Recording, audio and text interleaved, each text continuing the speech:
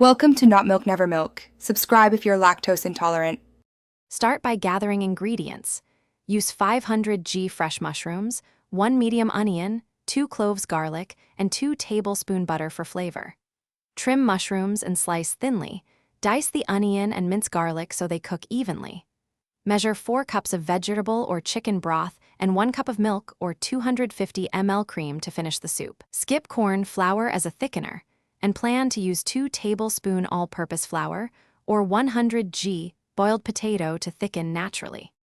Heat a heavy pot over medium heat and sauté the diced onion and minced garlic in 2 tablespoon butter until translucent, about 5 minutes.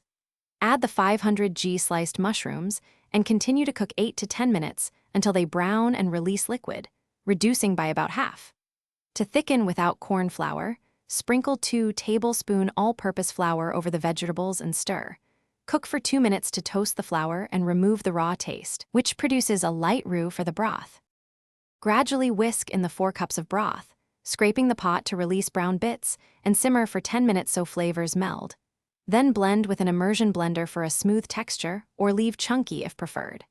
For extra body without corn flour, mash 100 g boiled potato into the soup or stir in 250 ml cream and heat gently. Adjust thickness with more broth if too thick.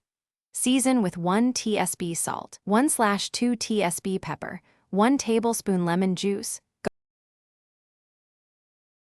Thanks for watching. If this was helpful, leave a like and consider subscribing. See you next time.